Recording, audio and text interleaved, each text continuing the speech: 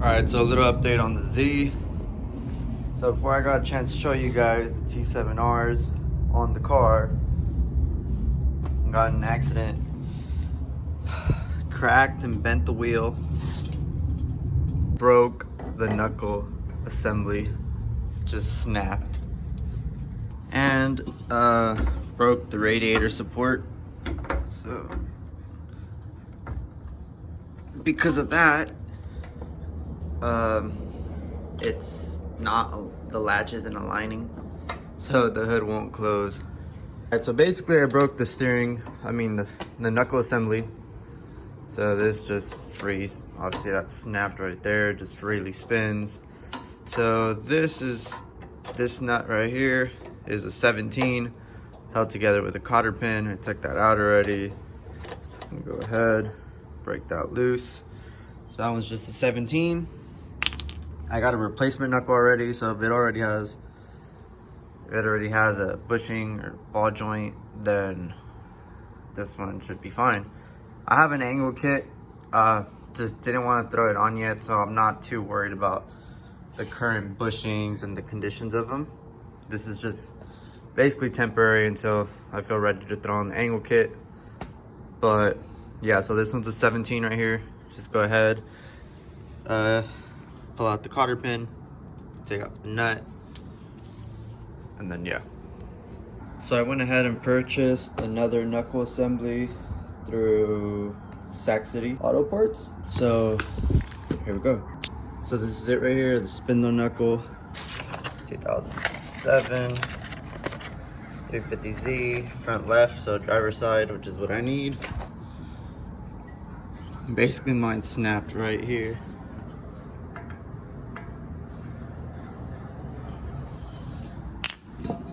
The ball joint doesn't look too bad.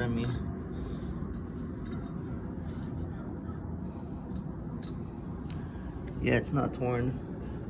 It's just leaking a bit right here. Basically, this should just be all remove and replace and see which ball joints I have to go ahead and replace or add. So I'm gonna get to it. So I'm gonna go ahead and just remove the brake caliper and then the rotor. For the brake caliper, it's 14s right here.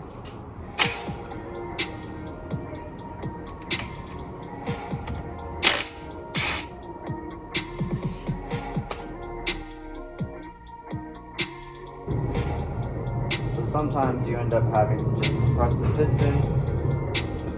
Came off fairly easy. Obviously, I don't want to put tension on the line. Go ahead, just let it zip tie on it.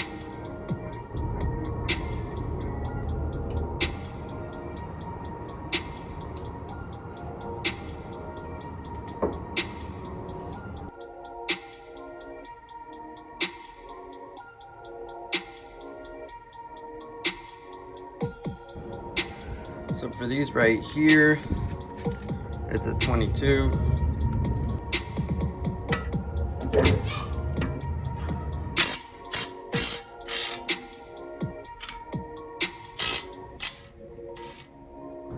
Okay, so the rotor was basically seized.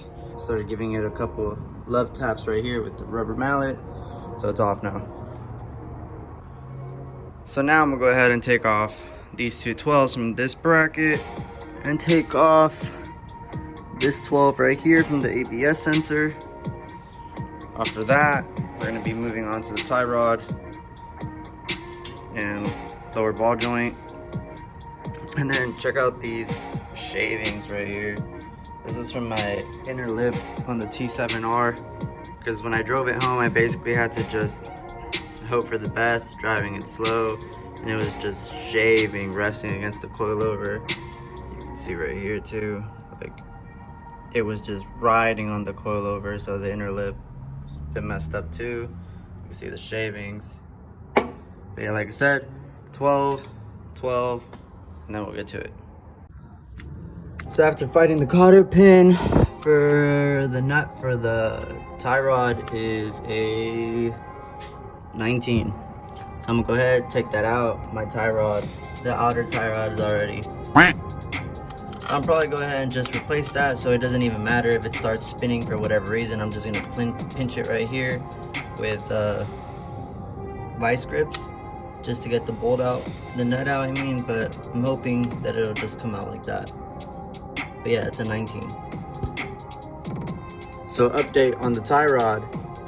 After I broke loose the nut, obviously I couldn't pull it out, so I just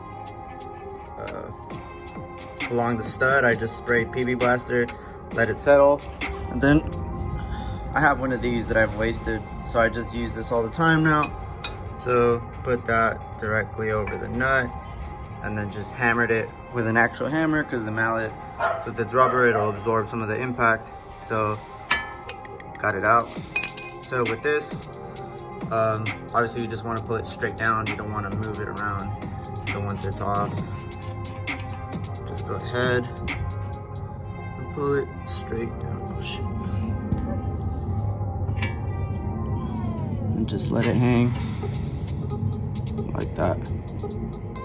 So again, that was a 19. I'm gonna go ahead, move on to the lower ball joint.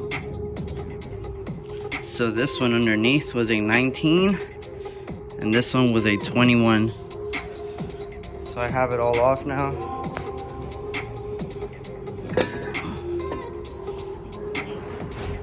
So this is the old one that's new to me. That's what snapped off. So for the radiator support, we just went ahead, just put some drift stitches on it. It seems to be doing the job. It actually like went all the way up there. And then the hood latch was out of place. So Ricardo over here was playing with the bolts, and then we found the alignment position, and now the hood closes again. So now all we have left to do is just put on the new to me knuckle and should be good to go again. We put the knuckle back in. So basically, since it already had the lower ball joint, I didn't have to take it to a machine shop or press anything in. We just guided this in, guided in the tie rod side, guided in this arm right here. No, not that, this tie rod, this arm. This one right here. Guided that one in, that one goes downward, this one goes upward. And then I made the mistake, I had the brake caliper on this side, so we need to go ahead and lift up the upper control arm to pull this part down to slide it over to this side. So obviously everything is just like fingertip tight because we want to make sure everything lines up good. But so far so good. I mean, I'm just gonna go ahead, not use this bracket since this one's already connected and everything. Put that, make sure I plug in the ABS sensor that's back here. Where is it at? Right here. Just go ahead and connect that. And where do we put the other knuckle? So it goes just right here with this, I believe it was a 12. So you just put it here and the sensor rests in there. But yeah, so far so good. Hood is closing, latching. The drift stitches lined this up a lot better than I thought it would.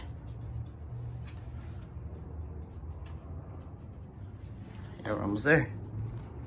We're putting this in and torquing everything down right now. These are two 12s, and then the sensor was a 12 also. This was a 17, and the torque spec called for what?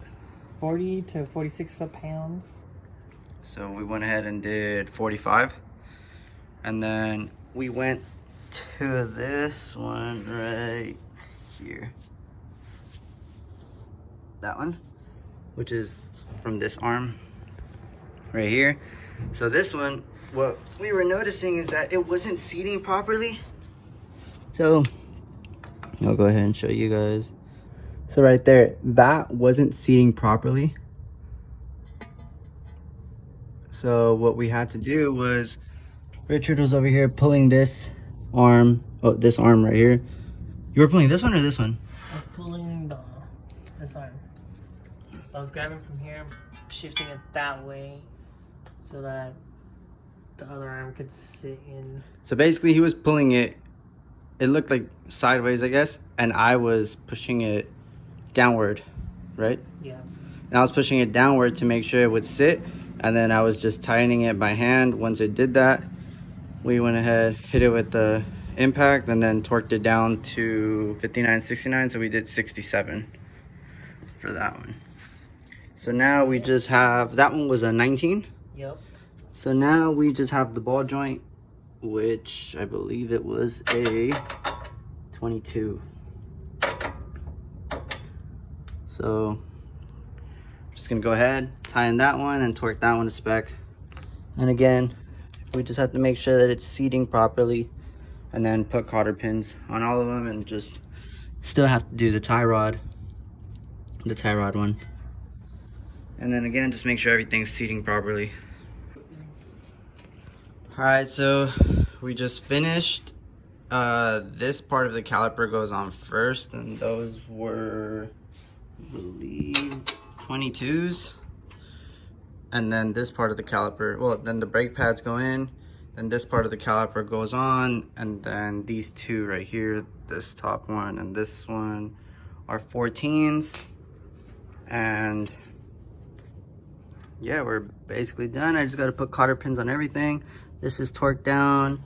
This arm right here is torqued down. The one from underneath is torqued. This is torqued. Brake calipers are torqued. This is tightened. The sensor is on. Tie rod is on. This one is on. That was it, right?